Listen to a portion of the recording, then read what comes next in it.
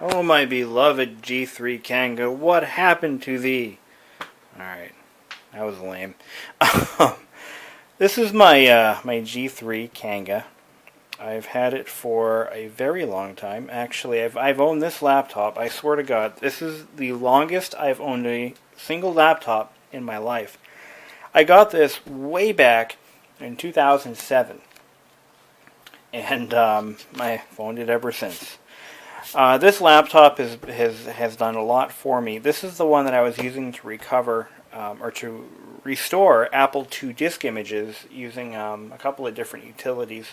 One of them being an Apple emulator called Bernie to the Rescue. It's an incredibly versatile machine, and I would hate to lose it, or to see anything happen to it. But unfortunately, it's had a few stumbles over the years. More recently, one of the screen hinges actually had failed, and the display, I was sitting on my lap, right, and I'm using it. I think I was actually browsing the web using my Farallon wireless network card, and it's just sitting there, whatever, and then the screen just went kaboom. It just flopped backwards. I'm like, what the? Yeah, I said a few unkind words. What I ended up doing was I contacted a friend of mine who actually owned a couple of various PowerBooks and parts units and stuff, and he sent me a set of hinges, and those have been working out ever since. So now it has an issue with the internal hard drive, the floppy drive, and the CMOS battery.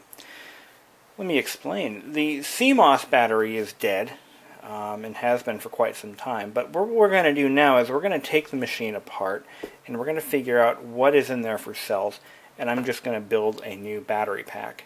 It really isn't rocket surgery. Easy to do. Anyone can do it.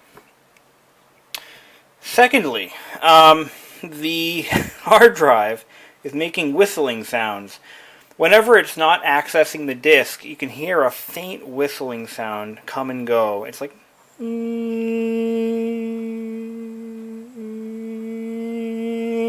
It sounds like a mosquito coming and going as you're sleeping. And then you want to smack it, but you can't, because you can't see it. Well, that is what the hard drive is doing, and it's really pissing me off. Okay, here's what's happening. This is an 800K disk, and you notice that there is there's nothing here. There's no hole here. See? No hole.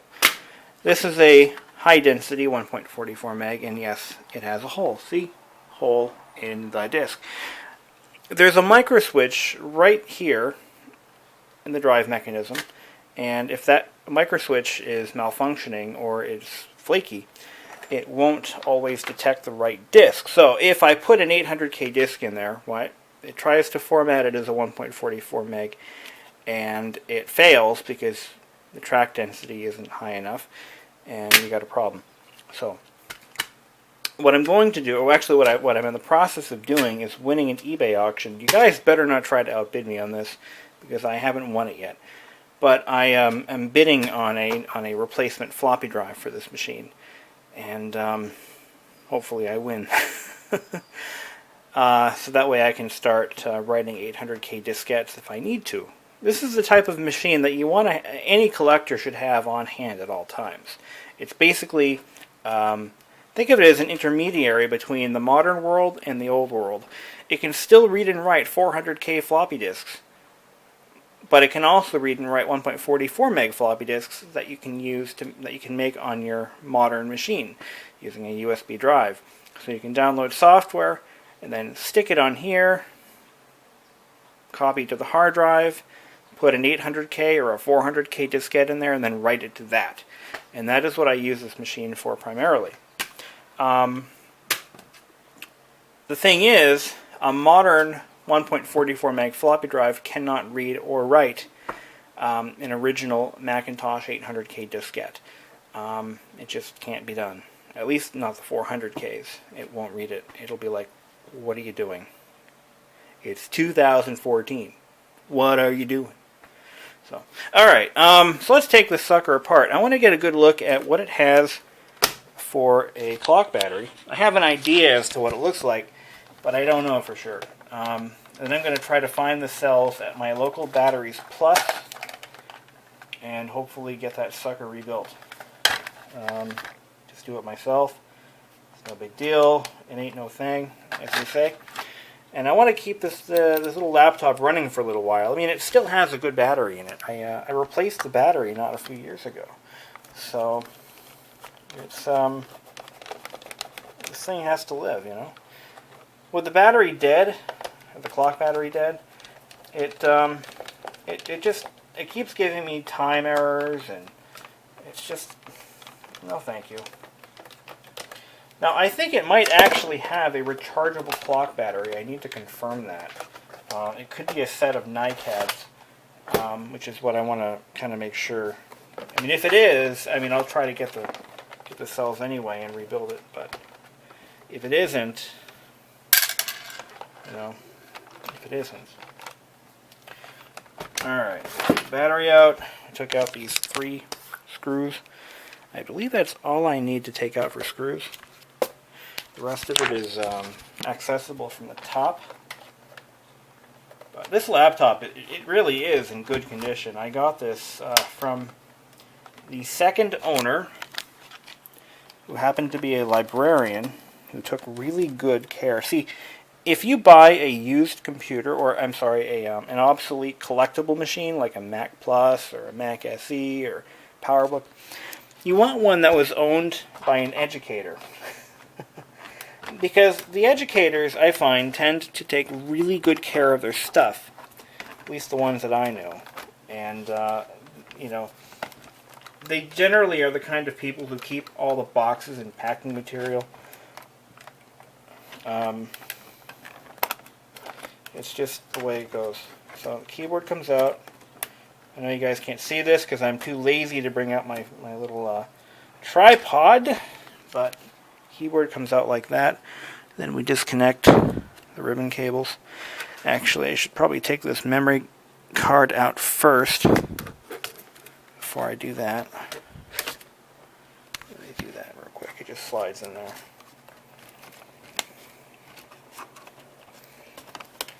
But, yeah. There we go. This is a very rare memory card. This is a 128 megabyte card, giving this machine a whopping 160 megabytes of internal RAM. Arr. RRR. How did that go? Tim Taylor, the tool man? Anyway. There, so. More power and speed. I can't get that stupid... Here, you know what? Where's my little screwdriver? I need my little screwdriver. Where's my little screwdriver? Oh, that won't do. How about this one? Yeah, that'll do. I get in there and I'm going to just pop those connectors up. Now, I actually have to come back on this thing here. And I have a 100 megabyte PC card device. And I'm going to copy everything that's on it to that little PC card memory device. Come on. Let me put the camera down. I'll just try to describe to you what I'm doing. Alright. I don't want to break anything. I don't want to put more money into this laptop than I need to. Let's face it. Parts are getting scarce, and you know, there aren't very many of these still in operation.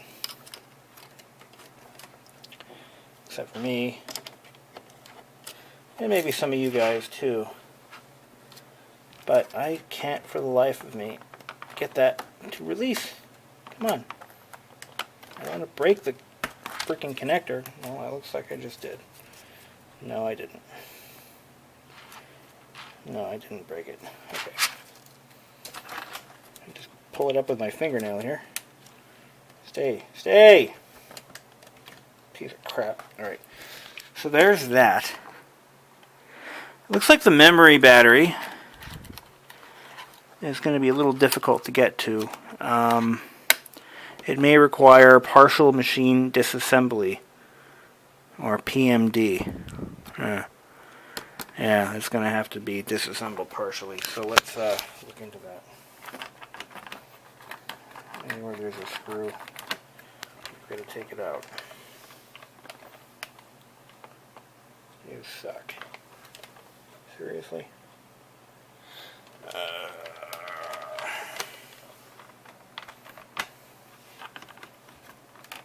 Yeah, now that I think about it, this machine is put together kind of wonky. It's pretty impossible to work on. This was a very, very expensive machine when it was new. I believe this machine cost about $6,000. It was one of the most powerful laptops made to date. It came out in 1997, this model, and I believe it was an upgrade from the 5300C or something like that. It was like an upgraded version. It was the first Apple to be released with a G3 processor. Oh, here we go. I got it.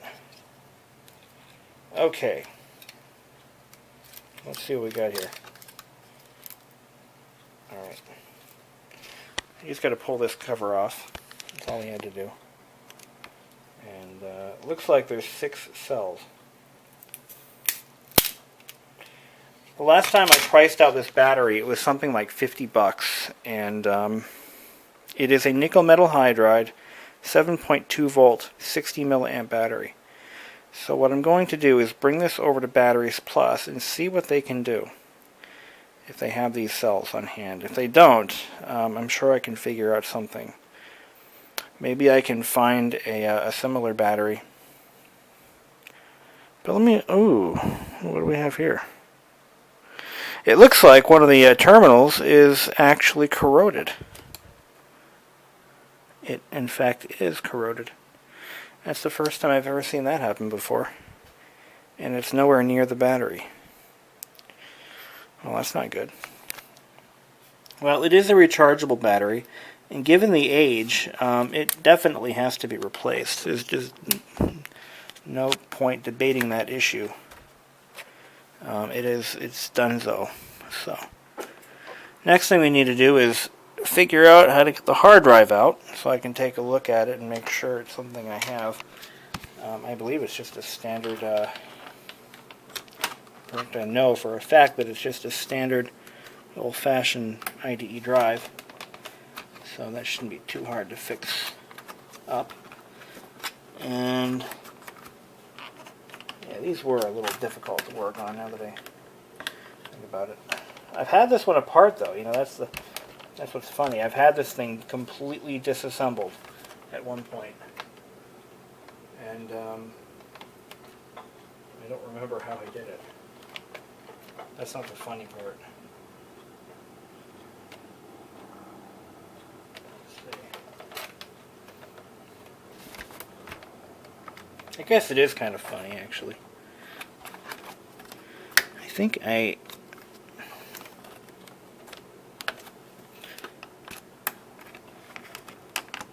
yeah, I think these hinge covers just pop off. Yeah, that's exactly what they do. There we go, got that one off.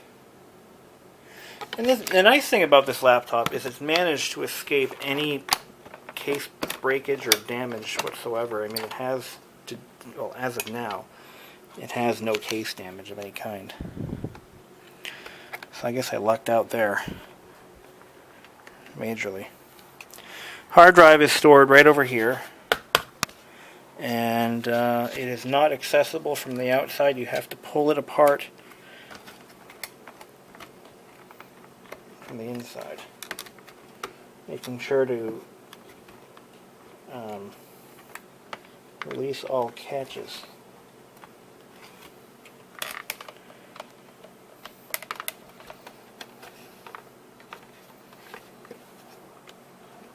Okay. I don't want to break anything, because that would suck. Oh yes, a funny thing happened between here and there.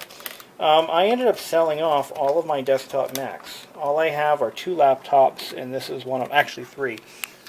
I have 3 laptops. I've got the G3, I've got the iBook G3, which is way over there. I've got the eMac G4, and I've got the PowerBook 170. The 170 is a machine that I will never get rid of. Well, maybe I will. I mean, if it ever dies, I don't think I'll put any effort into it. But yeah, it's something that I plan on keeping for a little while. But for the most part, I really have no attachment to these. The money that I got for them was more than enough, and you know, I just felt that they needed a new home. So they are gone, which means that my laptop sale is officially over. I'm not selling anything else now. But unless someone came over and handed me a couple $100 and said, I'll take everything, I'd probably do that. But I am not having any luck. This just doesn't want to release. It just doesn't want to release. And I don't want to break it. I'm not looking for any catches. I am not seeing any catches. How interesting. There obviously are no screws. There we go. Got it. Well, that was painful. Alright, now just set aside our wrist pad, and we've got the hard drive under this cover. Man, they really buried those suckers, didn't they? But yeah, the drive is going to fail, and I just, while I have it apart for other reasons, I think I should just pop another drive in it and, you know, wish for the best. I'm a little upset that my, see, I'm gonna have to customize that a little bit, that connector. I'll have to replace it with something else. I mean, I don't know, we'll see. Over to Batteries Plus, see what they can come up with for a 7.2 volt 60 milliamp hour battery. Sure, I can find one. Oh, careful, careful. Ribbon cable. Okay. The original drive with a 5 gigabyte, 2.5 inch. Copyright 1997, manufactured January of 98. Who would have thought? Okay, well that pretty much tells us how old the machine is. It was probably sold originally in February of 98 or so. Let's give it a couple of months. From the date the drive was manufactured to the date it was sold. January, February, March 98, somewhere in there. So it's about the same age as my scooter. That's something. Let's take a look at this drive. This thing is one massive little drive. This is a full height. This is considered a full height 2.5 inch drive. Look at its massiveness. It was manufactured by IBM. How ironic. Well, I guess the G3s were also manufactured by IBM, so that's no surprise there. But anyway, there it is. So I think I might even have another IBM drive of that magnitude to put back in here. Stay tuned. So when removing old flex circuit type connectors like this, you might be tempted to use the pull tab or the pull string or the whatever handle. Don't. Because by the time these are about 15 years old, the plastic can get very brittle and you can damage the connector. Instead, I suggest using a flat blade screwdriver and working the connector loose a little bit as you go along like that. This way there's no stress on the cable. And we're going to be putting in a 30 gigabyte Hitachi drive that's half the thickness, so we're actually saving weight, a substantial amount of weight. And I'm going to put this on there. Now I believe, and I've done this before, so I'm sure it'll work, but you can still use non-Apple branded drives in machines of this vintage. I'm pretty sure I've done this before. I think it works. And it's not the ideal solution, but it's as good as you're going to get. I know that was true with SCSI Macs. You didn't have to actually use a Mac drive. or an Apple drive. I mean, I've had many successful instances of doing such a thing. Oh, I almost forgot. Got to put that little plastic doohickey back. Now remember, we're still. I'm actually going back on my original plan of recovering the data off the old drive. I think I have everything I need. I might even have some of it on CD, so it's not really a big deal. But I'm going to keep the old drive just in case there's anything I can't get back. I'm just going to load a fresh copy of OS 9. But I'm going to wait until I get that battery worked out, and then I'll deal with that.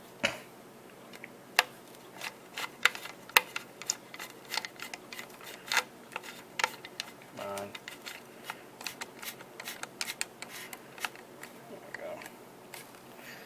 Okay, so I got the drive pretty much screwed in to its new mount. And you can see the size difference. I mean, look at that. You could fit a whole nother drive in there. And now we're going to pop this in.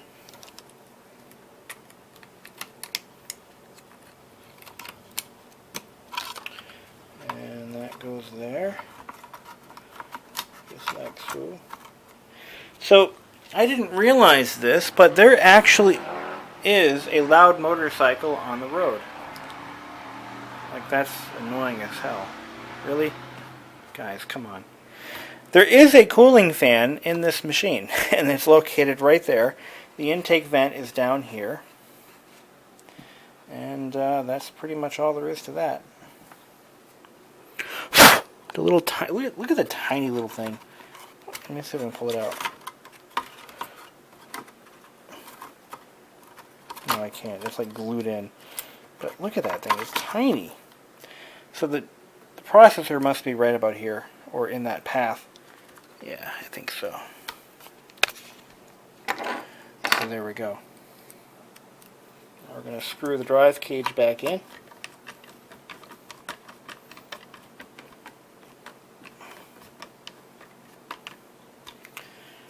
Just 3 little screws. It's all on how you screw it. There we go. One more. What we're going to do is we're going to just try to throw a clean copy of OS 9 onto it. And that'll be it. That'll be it for the day.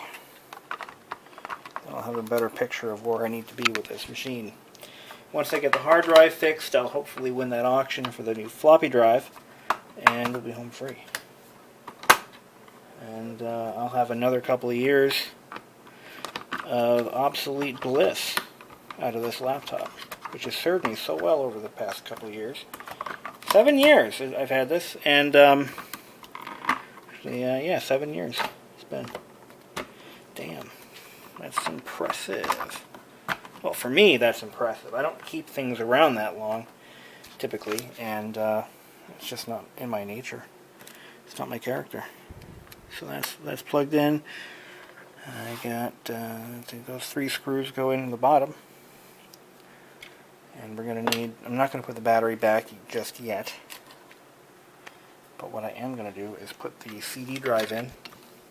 I'm not going to put the side covers back on yet. That all can wait. I do want the memory card in, though.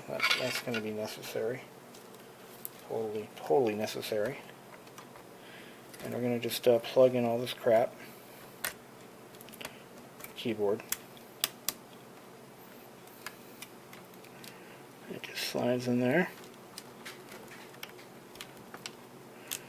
Probably going to cut out all this footage anyway, so I'm just filming for my own benefit.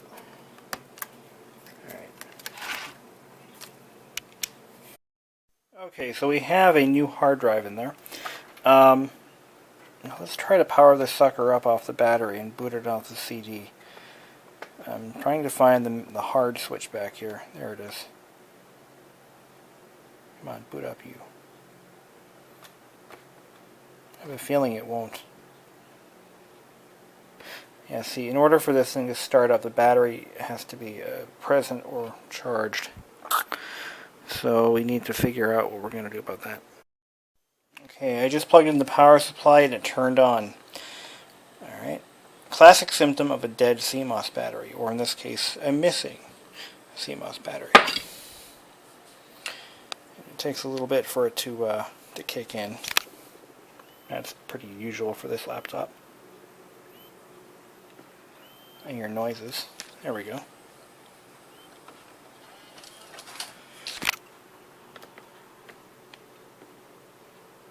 Oh, there goes the bit.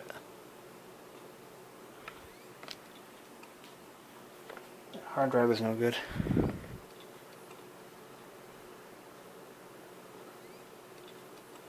It just keeps spinning and stopping.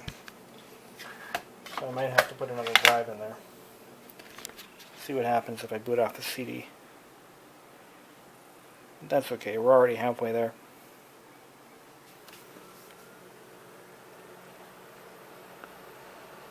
Let's see.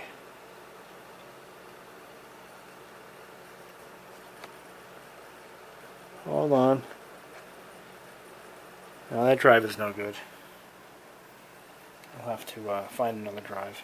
Shouldn't be a big deal. I've got about a pile of them. So. What are you talking about? Okay, let's try round 2. This is a 20 gig Hitachi. Let's see if that does anything. Okay, so we're going to plug it back in and see if that drive spins up.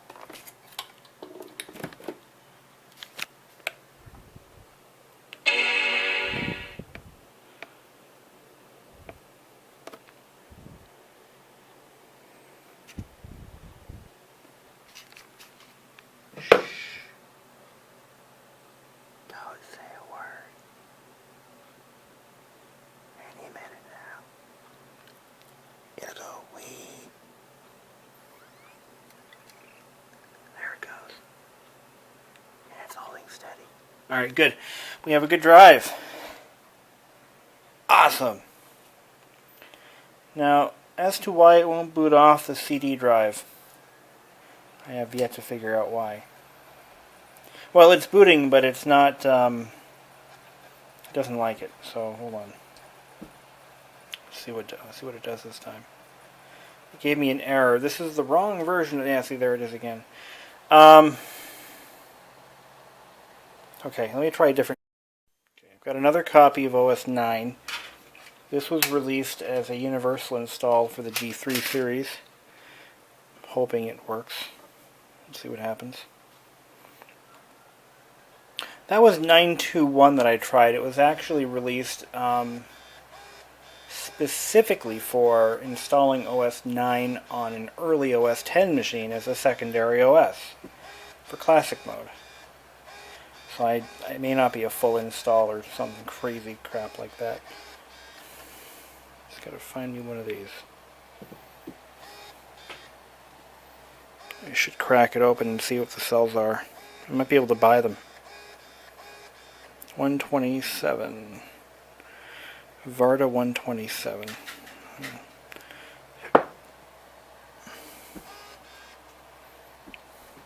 If this works, we'll be good to go.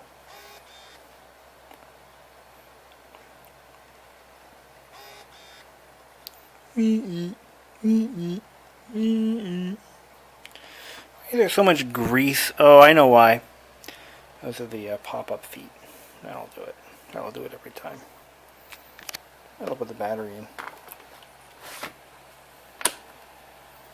Couldn't hurt. Couldn't hurt a thing. Come on!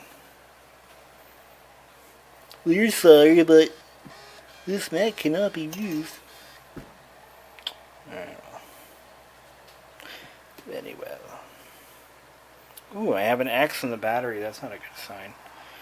So it acknowledges the drive. That's half the battle right there, I tell you. Macintosh HD. Alright, initialize please. Yes, continue. There we go. The battery is charging now. Okay. Complete install. You know what? I think we solved our problem right there. Well, there's half the issue. The drive was making noise, and we got a new one in there now. And we're going to have a nice, good running machine. I'm going to do a full install with format, clean. I don't want it, it's not necessary, but might as well. Continue on to that. And I'm going to install every option. Customize. You want everything.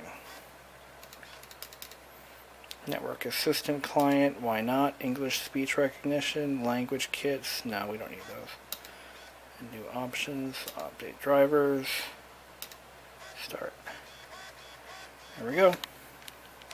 We're on our way to restoration happiness. Okay, we're done installing, and there we go. Now let's reboot it. I cracked open the battery pack, and I found this. As it turns out, now it is a pack of 6 individual rechargeable coin cells, and all 6 of them appear to be leaking. So we know there's a problem there. It's just a disaster. So yeah, these are no good. And yeah, so that's what's going on there. I went on eBay and I found a replacement pack that I'm going to hang on to this just in case I need it for a wiring reference. I'm going to wash off all the corrosion. Just dry it off in a paper towel. It's not like it's charged, so it's not like you can ever hold a charge anymore. We'll just keep that as a reference in case I need to build my own pack. I'll have the wiring diagram that I need to get the right milliamp hours. The replacement pack that I found is an 80 milliamp, and this one is a 60 milliamp, so that's close enough. So we'll just hang on to this. But yeah, it's pretty bad. It looks like the acid has been... Maybe one of you engineer types can explain what's happening to this terminal. Why is it corroding? I mean, is the acid actually traveling along the wire? It's kind of interesting. But what that really means is I need to either replace the connector on the laptop end or simply splice it in and solder it. I might just do the latter. So I mean, it's not like it's a collector's item. But I don't know. I like to use I would like to use a whatchamajigger.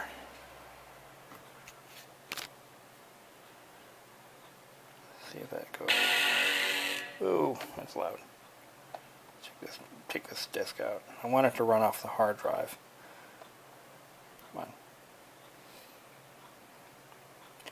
Yeah, this machine with the dead CMOS battery, it can cause some power issues. I found.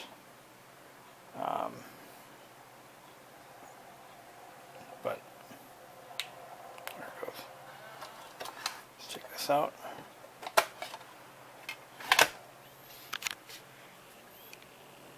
Hard drive is nice and quiet. I love it.